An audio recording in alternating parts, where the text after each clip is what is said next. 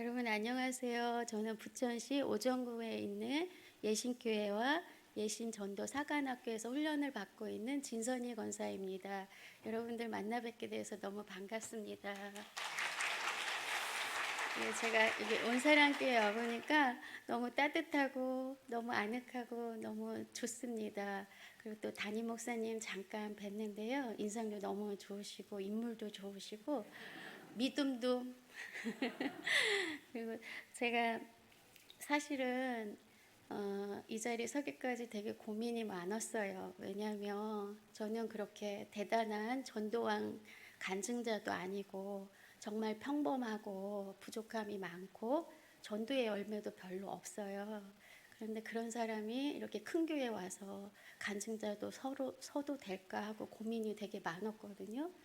근데 이제 이만식 목사님이 권사님 잘하려고 하지 말고 그냥 하나님 은혜 받은 대로 그대로 진솔하게 솔직하게 나눠주시면 온사람 교인들은 다 은혜를 받을 겁니다. 그렇게 문자를 보내주신 거예요.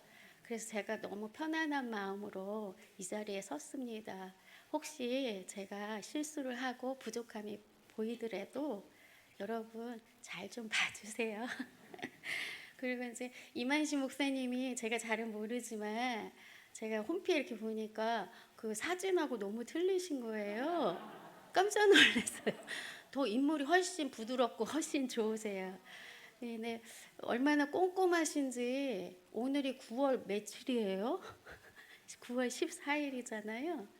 근데 3월 달에 미리 저기 연락을 하셔서 간증하라고. 그래서 제가 6개월 동안 피가 말랐다니까요. 그래서 또 추석 전에 저를 불러주셨으면 더 좋았는데 추석 지나고 이렇게 불러 송편도 제대로 못 먹고 맛있는 음식도 제대로 못 먹고 가족들하고 즐길 수도 없고 사는 게 아니었어요. 제가 사실은 여기 용기 내서 이렇게 섰으니까 부족하지만 하나님의 은혜를 나누고자 합니다. 온사랑교회 이렇게 와서 보니까 표가 주님의 제자가 되고 제자로 살자. 그리고 2022년 표가 주님과 동행하라더라고요. 맞습니까, 여러분? 맞죠? 여러분 잘 아시다시피 학생과 제자의 차이점 잘 아시죠? 학생은 내가 필요한 지식을 선생님한테 습득하고 배우는 것이 학생이고, 제자는 그 스승님의 정신과 모든 삶을 그대로 전수받아서 그렇게 스승님처럼 사는 게 제자입니다. 맞죠, 여러분? 그 온사랑교회 성도님들 모두가 예수님과 동행해서 참된 제자의 삶을 누리시기를 축복합니다. 저는 31년째 헤어샵을 운영하고 있는 헤어 디자이너입니다. 그렇게 안 보이시죠? 동네 아줌마 같죠? 그러네 하고 저기 두 사람이 속으로 생각하신 것 같아요. 저는 아가씨 때부터 헤어샵을 운영하면서 머리 자르러 오신 손님과 눈이 맞아갖고 4년 연애 끝에 지금의 남편하고 결혼을 해서 아들 하나, 슬아의 아들 하나를 낳았습니다.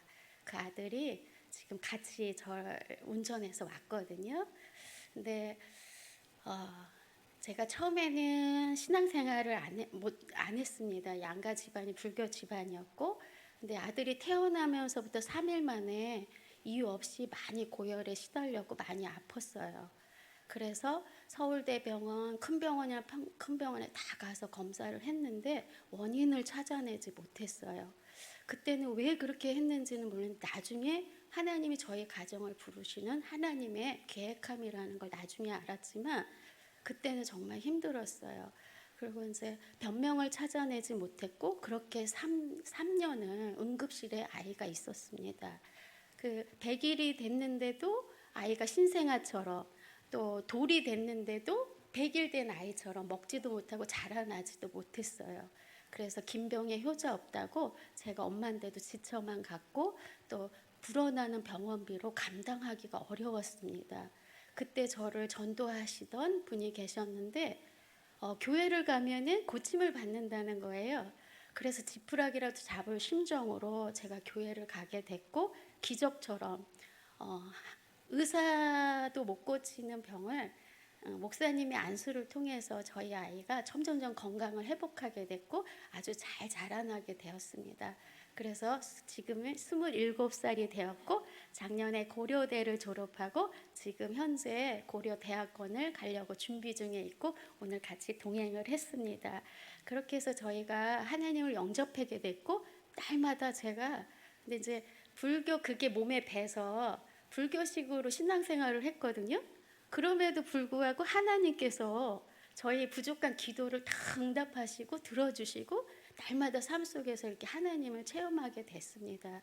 그렇게 신앙생활이 시작됐고 신앙생활 잘 하다가 어느 날 또 남편 직장이 중국 칭다오 청도로 발령을 받게 돼서 2006년도 저희 세 식구가 중국 청도로 건너가게 되었습니다. 중국은 처음에 딱 갔는데 너무 북한 땅 같이 너무 삭막한 거예요. 그런데 물가가 너무 싸서 저희가 넉넉하진 않았지만 가지고 있는 돈으로 정말 호화스러운 삶을 누릴 수가 있었어요. 그래서 아주 달콤한 중국 생활에 시간 가는 세월 가는 줄 모르고 즐기는 삶을 살았습니다.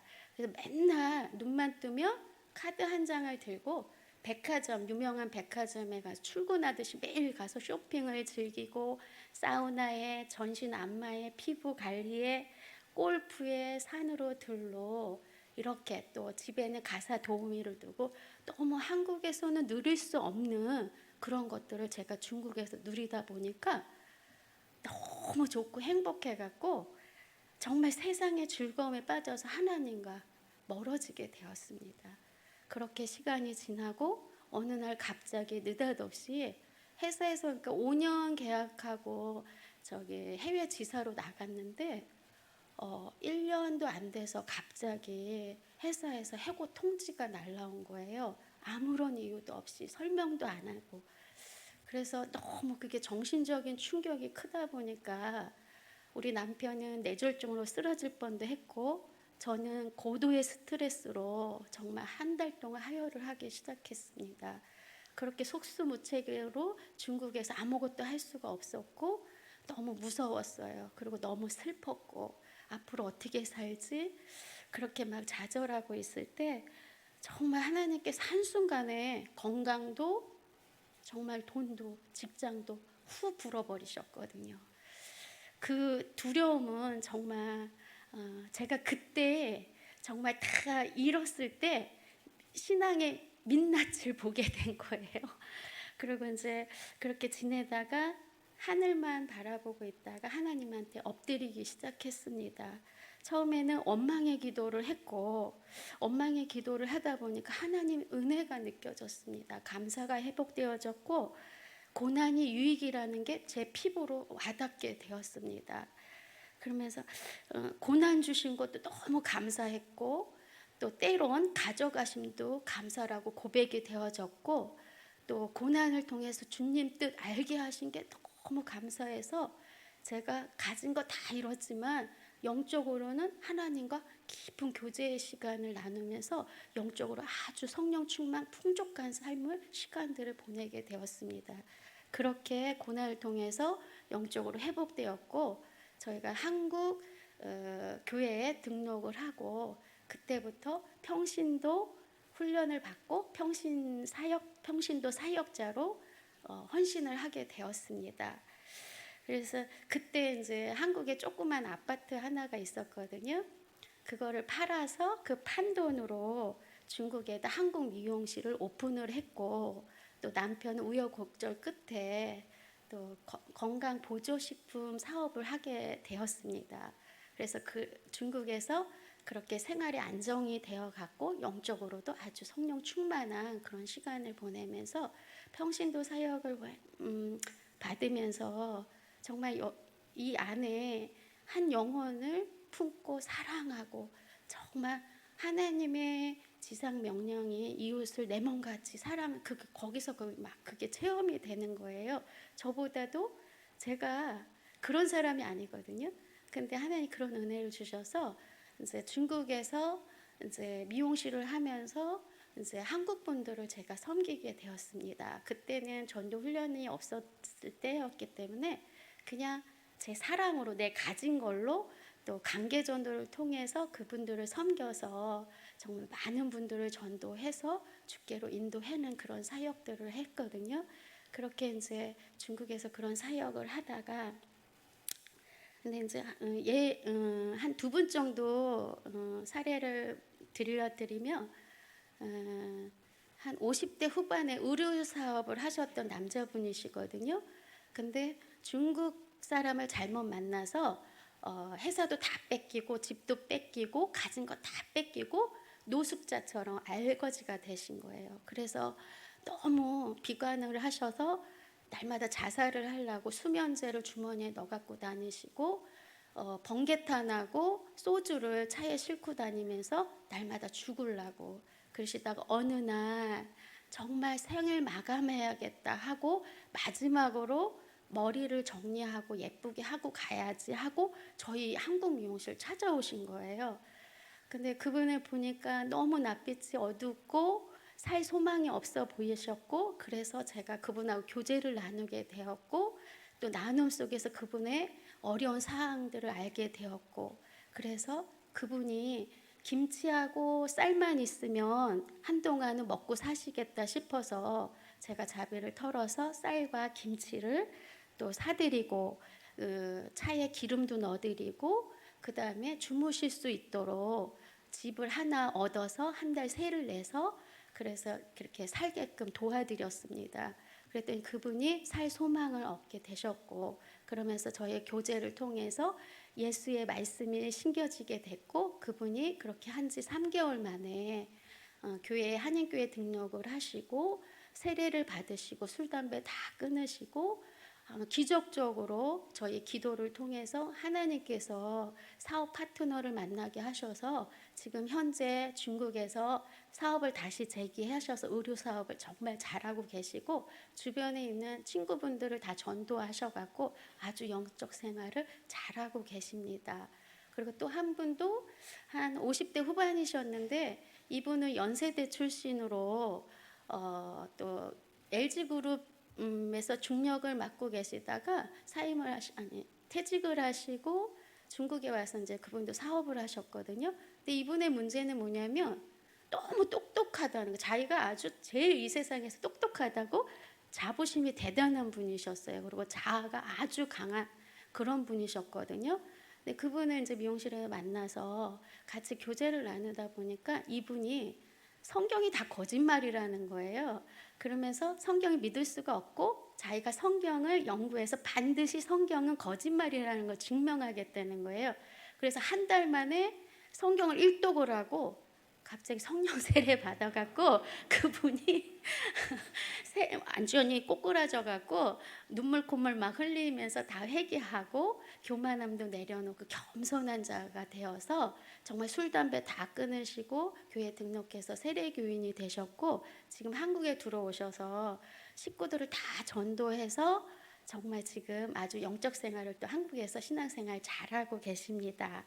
저희가 중국에서 이렇게 또 남편하고 둘이서 이렇게 평신도 사역을 잘 감당하다가 주의 나라를 위해서 정말 주어진 대로 최선을 다하고 이렇게 섬기다가 12년 중국 생활을 저희가 청산을 하고 이제 한국으로 고국으로 가야겠다 결단을 하고 남편이 먼저 2017년도에 이제 살 터전과 직장과 또 섬길 교회를 알아보기 위해서 남편이 먼저 귀국을 했습니다. 귀국을 하고 남아서 제가 이제 미용실과 짐 정리를 하려고 했는데 저희 부부가 그렇게 오래도록 못 만날 줄 몰랐어요. 저는 바로 정리를 하고 한국으로 같이 합류할 줄 알았는데 이제 중국에서 이제 한국 미용실을 부동산에 내놨는데 중국은 한국 미용실이 내놓기가 무섭게 중국 사람들이 그 가게를 서로 계약하려고 줄을 서거든요. 그런데 생각지도 않게 저희 가게는 내놨는데 6개월이 지나도 1년이 지나도 문의 전화 한 통이 없는 거예요. 그리고 누가 보러 오지도 않고 정말 답답했고 또 너무나 긴 시간을 인내를 해야 됐습니다. 그렇다고 또 미용실을 저희가 이제 한국 재료 다 인테리어를 아주 잘 꾸며놨었거든요. 돈을 투자를 많이 했어요. 그리고 미용실에 필요한 세팅 기계, 뭐 기구라는 거는 다 한국 걸로 다 세팅을 해놓은 상태라 그걸 포기하고 오기에는 좀 아까웠어요. 그래서 계속 기도하면서 하나님의 무슨 섭리가 있겠지. 내가 아직 중국 땅에서 해야 할 일이 있나 보다. 그렇게 인내하면서 기다리고 있을 때 어느 날 여자분 한 분이 미용실을 보러 오신 거예요. 그날 제가 너무 많이 바빴거든요. 그런데 그분이 자꾸 고개를 갸우뚱 하시더니 자꾸 물어보시는 거예요. 정말 주인이 맞으시냐? 가게를 내놨냐? 그리고 한국으로 철수하는 거 맞느냐? 자꾸 물어보시는 거예요. 그래서 맞다 하니까 명함 한 장을 달라고 그랬더니 저녁 때 전화를 드리겠다고 그러고 가셨어요. 그래서 나는 내심 이분이 이제 가게가 마음에 들어서 가게를 계약하려나 보다 마음이 떨리더라고요. 근데 저녁 때 전화가 왔는데 뜻밖의 이야기를 하시는 거예요. 그게 뭐냐면 자기는 한국 선교사고 중국에 와서 20년 동안 중국 사람 제자를 삼아서 또 제자를 양육하는 그런 선교사님이시라는 거예요. 그래서 중국어도 너무 잘하시고 물론 한국 분이기도 한국말도 잘하시고 그런데 우리 미용실에 왔을 때 중국 직원이 있었거든요. 그 직원이 자꾸 중국말로 그러더라는 거예요. 저는 중국말을 하나도 몰랐거든요. 그리고 청도에서는 중국말을 안 해도 한국 분하고 교포들 상대였기 때문에 그렇게 중국말을 안 해도 아쉬움이 없었어요. 근데 이 선교사님 하는 말이 그 직원이 자꾸 자기 가게라고 그러더라는 거예요. 그리고 내놓은 적이 없다. 그리고 지금 일하고 있는 이 한국 사람은 자기가 기술을 지원받기 위해서 잠깐 오신 한국 선생님이라고 얘기를 자꾸 하더라는 거예요. 그래서 가만히 생각해 보니까 이 선교사님 이 한국 분이 이 직원한테 속고 있구나. 이걸 알려줘야겠다 해서 이제 저녁 때 전화를 하신 거예요. 그러면 제가 이제 그 이야기를 듣는데 정말 좀 충격이더라고요. 왜냐하면 제가 그 중국 친구를 채용을 했을 때 다른 중국 사람 월급보다 3배의 월급을 주기로 하고 그 대신 매주 예배를 드리라는 조건 하에 제가 채용을 했거든요. 그래서 그 친구가 1년 만에 자가용을 사게 됐고 저랑 같이 일하면 3년 만에 집을 사게 됐고 이렇게 부를 누리게 됐어요. 그래서 날마다 그 집 식구들이 부모도 저한테 맨날 감사하다고 은인이라고 너무 감사하다고 명절 때마다 선물 보내시고 인사하러 오고 막 그랬던 식구들이거든요. 그리고 이 직원은 저한테 너무 늘 감사해서 최선을 다해서 열심히 일을 했던 친구고 저의 눈과 귀와 발이 되어줬던 친구예요. 그런데 그 친구가 그렇게 했다는 게 믿어지지 않았지만 마음이 너무 짠하더라고요. 근데 이제 선교사님이 어차피 당신은 미용 선교를 하기 위해서 미용실을 보러 다녔으니까 그 미용실이 너무 마음에 드니까 당신한테 시설비를 받고 넘겨달라고 하셨어요. 그러니까 기도 응답이 온 것 같은데 제 마음은 이상하게 마음이 찝찝하고 그 친구를 생각하면 짠한 거예요. 그래서 제가 선교사님한테 일주일만 시간을 달라 새벽 기도를 해보고 제가 답을 주겠노라 했더니 그 선교사님이 흔쾌히 그러시라고 그래서 그때부터 일주일 동안 제가 새벽에 기도를 하게 되었습니다. 하나님, 그리고 새벽에 가서 기도를 하면 그 친구가 국률이 여겨지고 치근하게 여겨지고 그냥 미용실 다 주고 싶은 마음이 막 일어나는 거예요. 근데 또 출근을 해서 현장에 내 사업장에 가면은 아니야, 내가 여기에 돈을 얼마를 투자를 했는데 이걸 그냥 주고 가. 그럴 수는 없어. 그리고 시설비라도 좀 받고 가야 나도 한국에 가서 터전을 잡지. 이건 내 욕심이 아니라 당연한 거야. 이렇게 생각했다가 또 새벽 예배만 가면 그 친구가 불쌍해지고 측은하고 그래서 또 다 주고 싶은 마음이 막 올라오고 이게 알 수 없는 두 마음이 내 안에서 막 갈등을 일으키는 거예요. 그 결정을 못하니까 너무 제가 힘든 거예요. 그리고 작정을 하루를 남겨놓고 제가 묵상을 하게 됐고, 그러면서 새벽에 주신 이 마음은 내 마음이 아니라 하나님 마음인데, 그리고 내가 평신도 사역자로서 늘 남의 필요를 채워주고 사랑하고, 겉옷을 달라 하면 속옷을 내어주고, 오리를 가자 하면 십리를 가지고, 이런 말씀을 늘 듣고 정말 그렇게 살았는데, 새벽에 주신 건 하나님 말씀인데 거저 줘라 자꾸 그러시는데, 내가 이걸 거절하면 불순종 아닌가? 이런 마음이 오면서 여태까지 정말 맨손으로 중국 땅에서도 하나님께서 먹이시고 입히시고 또 저희와 동행해 주신 하나님인데, 그래, 내가 믿음을 한번 보여야 되겠다. 정말 내 생각도 하지 말고 하나님의 생각으로 한번 해봐야겠다. 그러면 한국에 가도 내가 기거할 집도 예비해 놓고 성길 교회도 예비해 놓고 모든 걸 예비해 놓으신 하나님을 내가 경험을 해야겠다. 이게 무모한 자신감이 막 용기가 막 나더라고요. 그래갖고 마음의 결정을 딱 했습니다.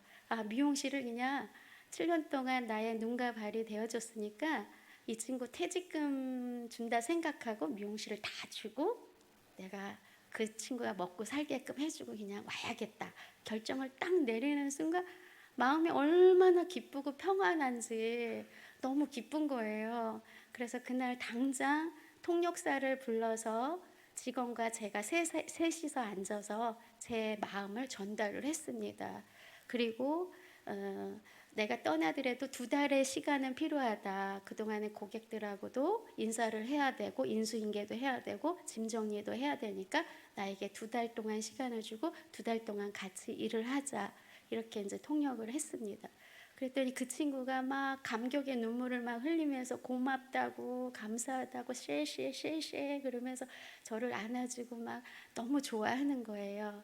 그래서 이제 그렇게 결정을 하고 선교사님한테 양해를 드리고, 우리 미용실 아니더라도 선교사님은 또 다른 미용실 하시면 되니까, 그래서 그렇게 마음의 결정을 하고 그날 저녁에 카톡으로 한국 손님들한테 2달 후에 제가 철수를 하니까 마지막으로 다 머리하러 오시라고 다 문자를 남겼습니다.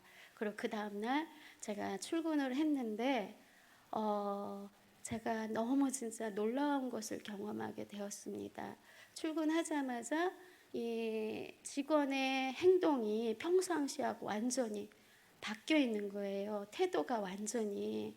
그러면서 제가 출근했는데 갑자기 웬장 이러면서 손가락으로 저를 까딱까딱 이렇게 부르는 거예요. 그럼 내가 기분이 조금 이상하지. 왜 썸머? 왜 그러냐? 이렇게 증명을 그러니까 그 친구가 갑자기 저보러 바닥을 쓸으라는 거예요. 그래, 너 미친 거 아니야? 내가 이렇게 정색을 하니까 아니 그냥 농담 막 또 그러는 거야. 그러더니 또 화장실로 들어가는 거예요, 그 친구가. 그러더니 갑자기 또 웬장 그러면서 이렇게 손으로 까딱까딱 저를 부르는 거예요. 아니 너무 기분이 나쁘고 왜 그러는데? 내가 그러니까 그 수건을 세탁기 다 돌아갔으니까 수건을 갖다 넣으라는 거예요, 저보러.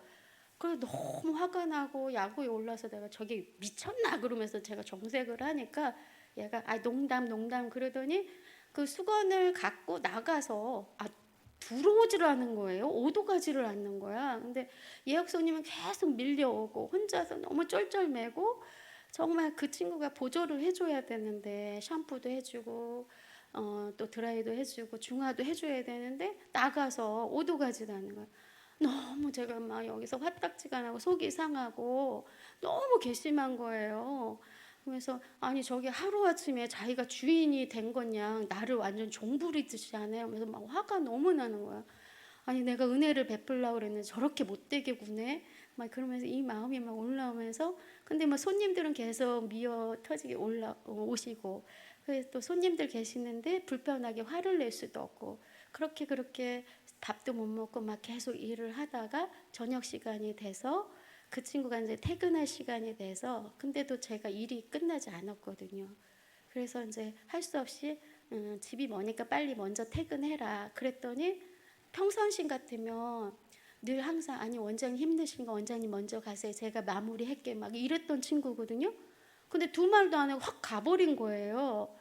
그래서 너무 속이 상하고 괘씸하고 그렇게 일을 마치고 11시 넘어서 택시를 타고 집에 가서 제가 너무 속상하고 그래서 이불을 막 뒤집어 쓰고 중국에는 이렇게 좀 집들이 옆집에 소리까지 다 들려요. 방음전 이런 게 잘 안 돼 있어요.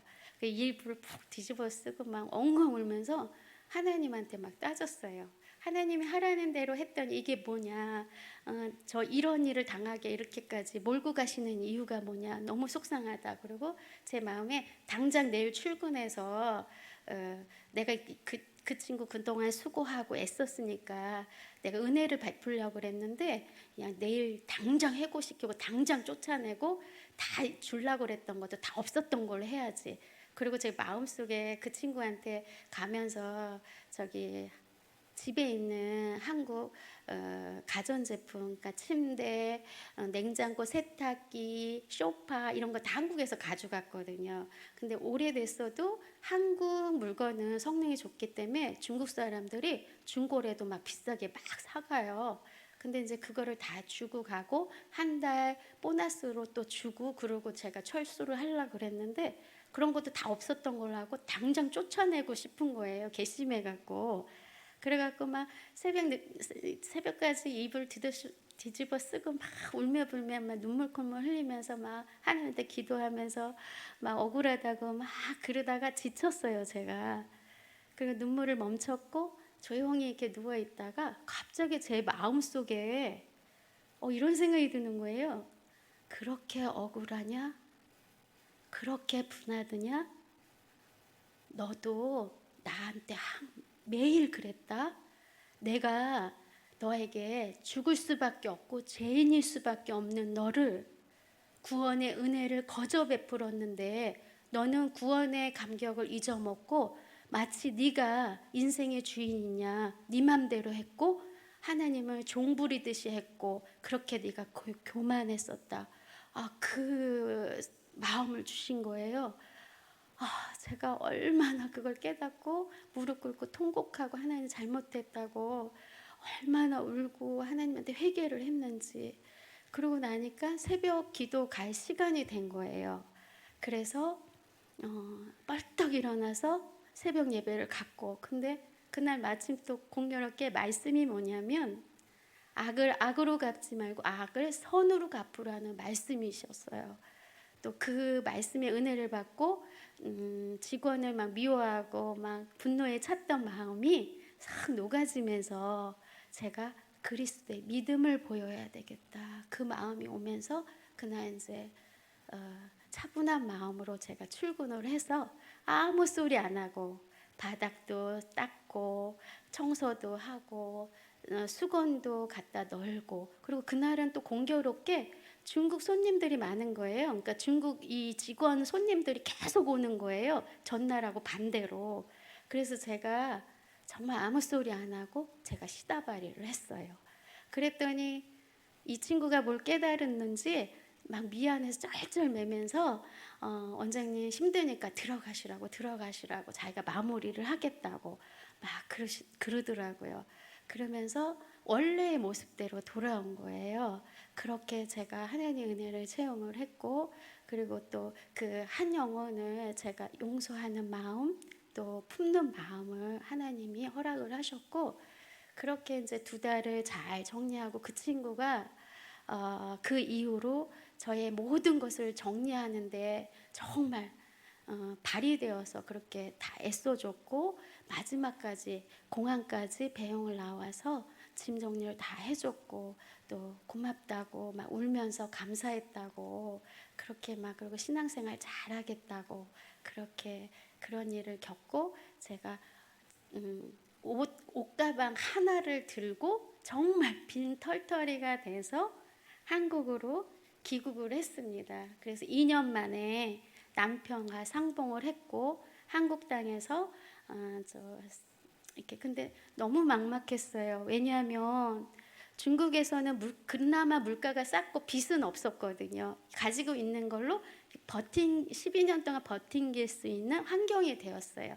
그래서 누리지는 못했지만 영적으로 감사 생활을 했고 잘 지냈었는데, 한국에 빈 몸으로 오니까는 너무 이게 믿음으로 왔지만 한순간에 환경을 바라보니까 믿음은 온데간데 없고 너무 두려운 거예요. 또 너무 무섭고. 그리고 한국은 일어나면 다 돈이고 움직였다면 다 돈인 거예요. 그렇게 아무것도 없이 그 상태로 이제 남편을 쫓아 이렇게 갔더니 조그만 한 5평 정도 되려나? 반지하 500에 35만 원짜리 집을 얻어놓은 거예요. 그래서 거기 들어갔는데 참 많이 슬펐고 또 마음이 좀 힘들었습니다.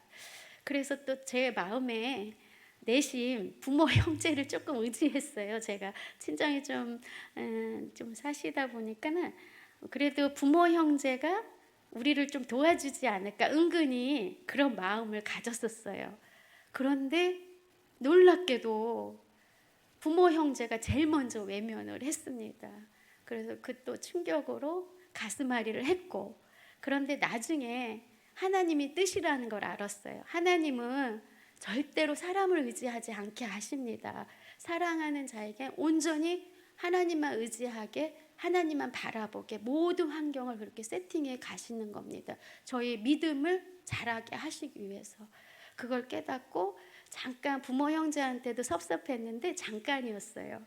그렇게 이제 그리고 하나님만 주만 바라보고 제가 이제 신앙생활을 했고 예신교회에 이제 왔는데, 그래도 이제 먹고 살아야 되니까, 또 그때는 우리 아들도 대학생이었고 기숙사 생활하면서 일주일에 한 번씩 왔다 갔다 했거든요. 저도 이제 미용사 직원으로 취업을 하려고 알아봤는데 50이 넘었다고 채용을 안 하는 거예요. 그리고 남편 또한 50이 넘었고 또 기술도 없고 하니까 취업이 안 되는 거예요. 그래서 살 길이 너무 막막했습니다. 그래서 제가 닥치는 대로 가사 도우미, 또 요양보호사, 또 식당 홀서빙, 청소 이런 거를 다 경험을 했습니다. 그런데도 좀 살기가 너무 힘들었고, 그래서 제가 결단을 하게 됐습니다.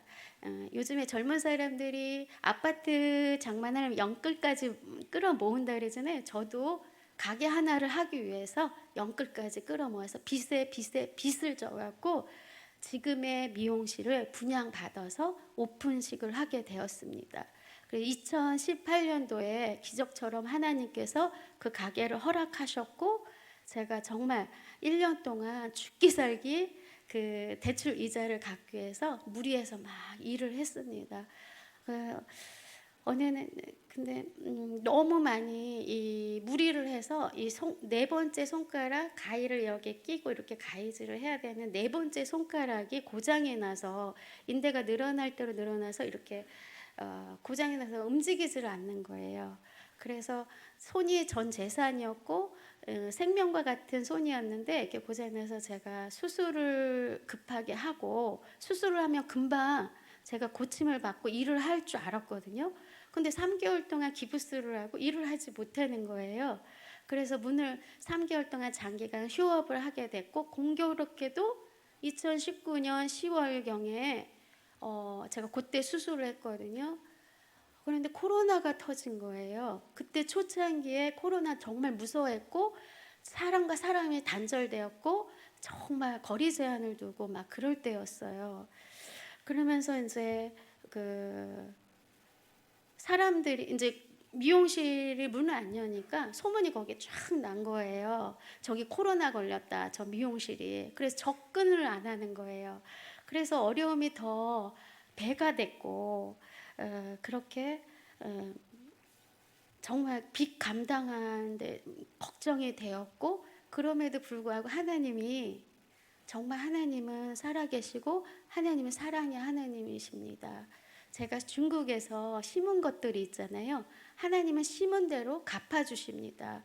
제가 김치가 없을 때 김치 한 통을 주셨고, 쌀이 없어서 밥을 할 수가 없는데 20kg 쌀을 주셨고, 또 우리 아들이 일주일에 한 번씩 집에 와야 되는데 어떨 때는 교통비가 없어서 못 올 때도 있었고, 근데 하나님께서 아들을 또 용돈을 두둑히 주시고, 또 아들을 고기를 먹이고 싶은데 저희가 어려워서 일주일에 한 번 오는 아이한테 고기를 먹일 수가 없었고, 날마다 라면에 김치찌개만 줬거든요.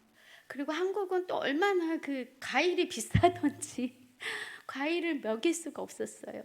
근데 하나님 그것도 다 아시고 아들에게 학원비도 없었는데 학원비에 또 철저히 싱싱한 과일을 풍족하게 먹을 수 있게, 또 고기도 먹일 수 있게 하나님 그렇게 물질로 또 공급해 주시고 저희를 이렇게 사랑으로 저희를 채워주셨습니다. 그런 것들을 제가 경험하면서 하나님 은혜에 힘들었지만 하나님 은혜에 정말 용기를 갖고 한국에서 살아남으려고 아들을 위해서라도 정말 살고 싶었습니다. 그래서 정말 하나님께 매달렸고 하나님께 울부짖어 기도했고, 그렇게 이제 하루하루를 지내면서 코로나가 장기화가 되면서 미용실 손님도 점점 끊어지게 됐고, 또 빚은 늘어나고 대출금은 감당하기 어려운데 하나님께서 또 소상공인 지원을 또 제가 1순위였어요. 그래갖고 제일 먼저 정부에서 지원을 받고 대출금을 대체하고 싼 인사로 막 갈아타는 이런 일들이 있었어요. 그래서 저희가 일은 하지 않았지만 하나님의 사랑으로 저희가 지금까지 제가 이제 만 4년이 됐는데 미용실 한 지가 한 번도 대출금을 연체시킨 적이 없습니다. 그렇게 하나님 그렇게 저희를 축복하셨고, 그러면서 이제 코로나가 터지면서 사람과 사람이 비대면이 되면서 제가 시간이 많아지면서 이제 성경을 보게 됐고, 또 하나님과 대면하는 시간이 길어지게 되었습니다. 그러면서 영혼에 대한, 성경을 보면서 영혼에 대한 사랑, 중국에서 이렇게 품었던 사랑이 다시 불리듯이 일어나면서 저희 담임 목사님은 전국의 부흥 강사십니다. 전도 강사십니다. 그래서 코로나 시대 때도 절대로 전도를 멈추지 않으시고 더 전도를 더 열심히 더 훈련시켜서 많이 했거든요. 우리 목사님께서 말씀하시는 게 바이러스가 강해지면 백신을 높이면 된다. 코로나 때문에 전도를 못하면 그 전도의 방법을 업그레이드 시키면 된다. 그래서 피켓 전도, 마스크 쓰고 말을 못해. 코로나 때문에 이렇게 들고만 있어도 지나가는 사람이 볼 수는 있으니까요. 자동차가 지나가도 차 안에서 이 피켓을 들고 있으면 전도 메시지는 눈으로 볼 수 있으니까 피켓 전도와 또 영상 메시지와 또 문자 메시지를 업그레이드 시켜서 카톡으로 다 집에서도 전도할 수 있게 그렇게 그런 장치들을 만들어내시고, 또 코로나 시대에 그 개척교회들이 많이 문을 닫고 생활고에 시달려서 개척교회 목회자분들이 다 생활전선으로 다 뛰어가고 그 교회들이 문을 많이 닫았거든요. 그때 저희 교회에서는 임대료를 대신 내주고 교회 문을 다시 열 수 있도록 또 전도를 전수해서 성도들이 아무도 없는 데를 전도 훈련을 시켜서 10명, 20명 막 부흥되게 하셨고, 또 기존에 10명, 20명 있는 교회가 50명, 100명으로 막 코로나 시대에 그렇게 교회들이 부흥됐습니다. 그렇게 이제 저희 목사님도 매일 이제 설교를 하실 때 인생에 문제가 생겼냐 전도하라고 맨날 외치시는 거예요. 근데 저는 그거를 들으면서도 들으려고 하지 않았고 제 삶이 너무 고단했기 때문에 전도는 나하고 상관없는 일이라고 생각을 했습니다. 물론 제가 전도를 하지만 이게 한계가 있었어요. 손님이 오면 저기 예수님 믿어보세요. 정말 좋아요. 우리 교회 너무 좋아요. 그리고 우리 목사님 너무 좋아해요. 교회 한 번만 와보세요. 이게 전부였어요. 그 말을 하면 더 이상 할 얘기가 없었어요. 그랬던 저고 또 전도가 제일 어렵고 두렵고 무섭고 거절당할까 봐 너무 무서워서 전도는 나하고 상관없는 일이라고 생각을 했던 사람이에요. 그리고 용기도 못 냈었고 그랬던 전데 이제 목사님 오늘 성경을 보면서 저도 막 전도를 하고 싶은 생각이 드는 거예요.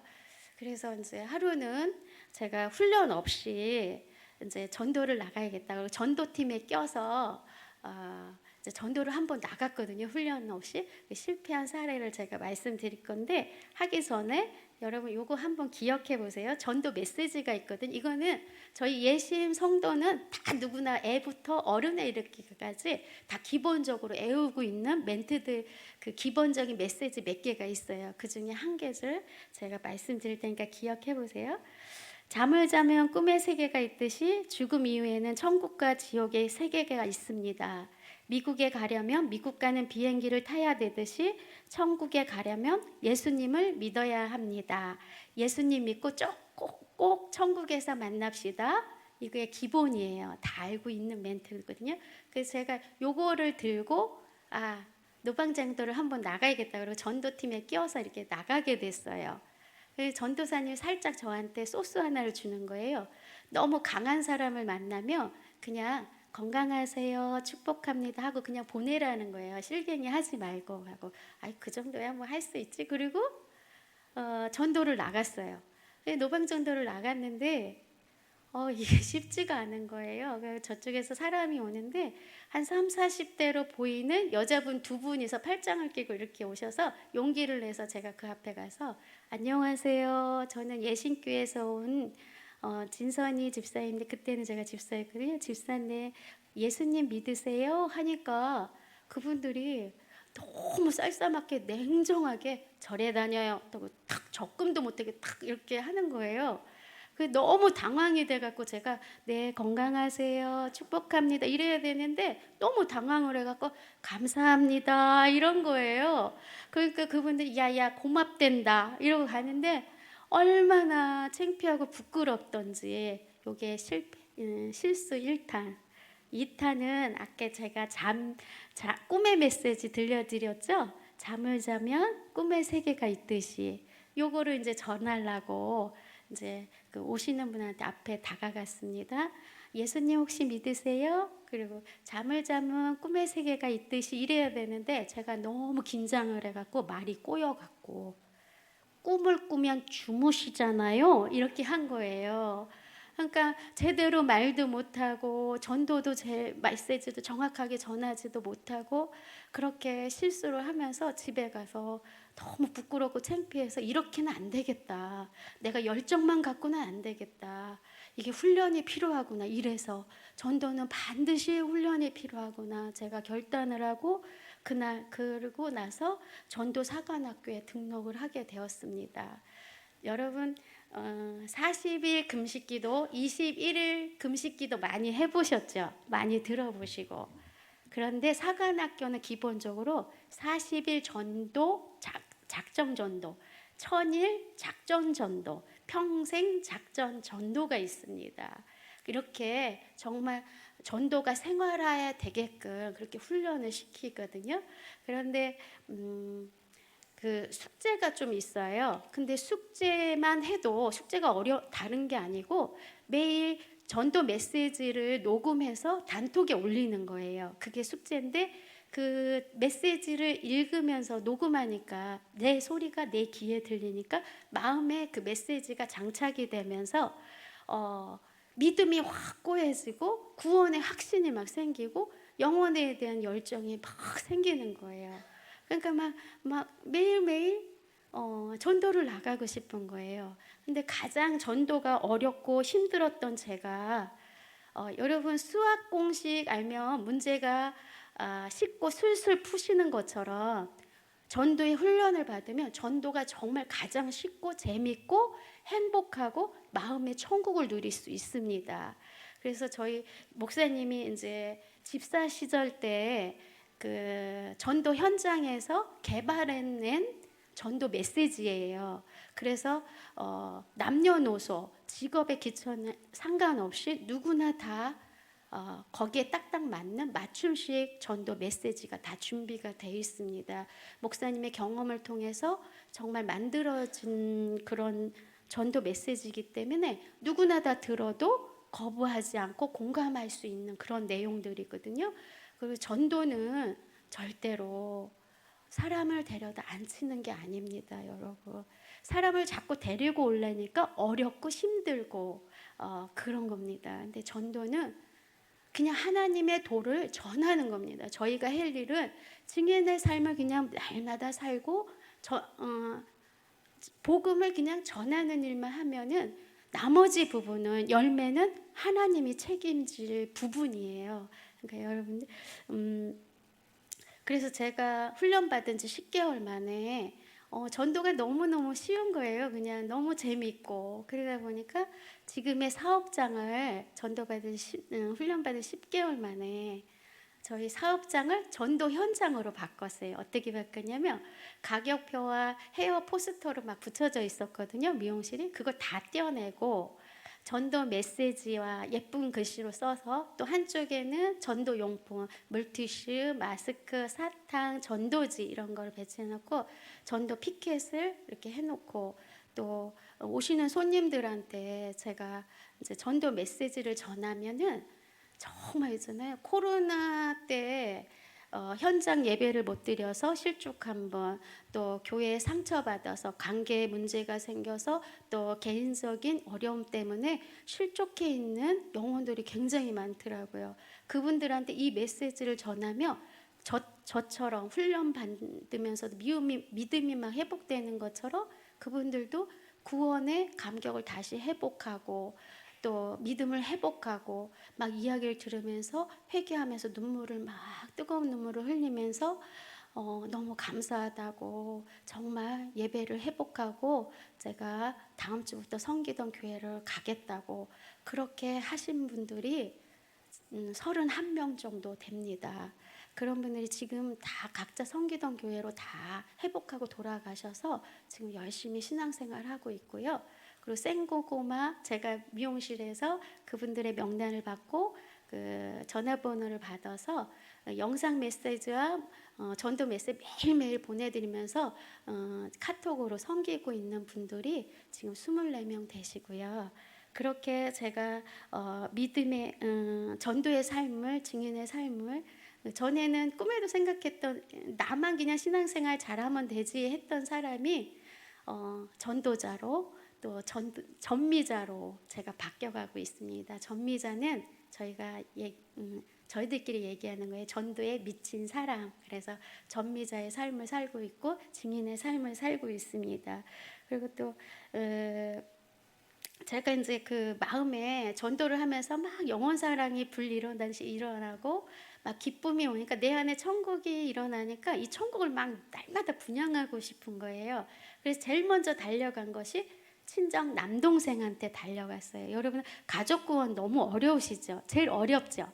서로 믿음 얘기하면 서로 분쟁 나고 불편한 관계가 될까봐 전도 못 하시잖아요. 저도 오랜 신앙생활을 했음에도 불구하고 가족들한테 정말 전도 한 번 못 했거든요. 말할 용기도 못 냈고 그냥 뒤에서 소극적으로 기도만 했거든요. 근데 이게 전도 이 메시지가 너무 쉽기 때문에 제가 이 메시지를 갖고 우리 남동생한테 정말 매주 찾아가서 우리 남동생은 정말 돈밖에 몰라요. 일중독으로 고집불통이고 하나님의 하자도 듣기 싫어했던 그런 동생이었거든요. 근데 그 동생한테 찾아가서 농부 이야기를 들려줬어요. 농부가 새벽부터 밤늦게까지 열심히 땅을 파고 씨를 뿌려도 하늘의 도움이 없이는 햇빛이 없고 바람과 또 비가 없다면 그 농사는 헛농사다. 하나님은 눈에 보이지 않지만 영으로 존재하기 때문에 믿어보면 하나님 계신 걸 알 수 있다. 예수님 꼭 믿고 천국에서 우리 만나자. 이렇게 지속적으로 여러 가지 멘트를 전한 지 3개월 만에 저희 그 남동생이 술, 담배 다 끊고 교회 가까운 집 가까운 교회에 등록을 해서 지금 믿음 생활 잘 하고 있습니다. 그리고 저희 부모님에게도 제가 이런 메시지를 들려드리거든요. 그래서 부모님도 거부하지 않고 하나님의 존재를 인정하고 또 복음의 이야기를 자꾸 들으려고 하세요. 또 어른들한테는 이런 멘트가 있습니다. 사람이 죽으면 왜 돌아가셨다고 하는지 그 이유를 아세요? 이렇게 하면은 다 글쎄요 그래요. 하나님께서는 사람을 지으실 때 흙으로 육체를 만드시고 그 코에 생기를 불어넣어 움직이는 사람이 되었습니다.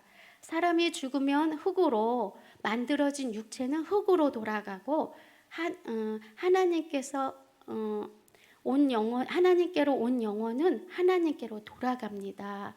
하나님은 눈에 보이지 않지만 영으로 존재하기 때문에 믿어보시면 압니다. 천국에서 우리 만납시다. 이렇게 전하면 누구나 다 고개를 끄덕끄덕하고 거부하지 않고 다 듣습니다.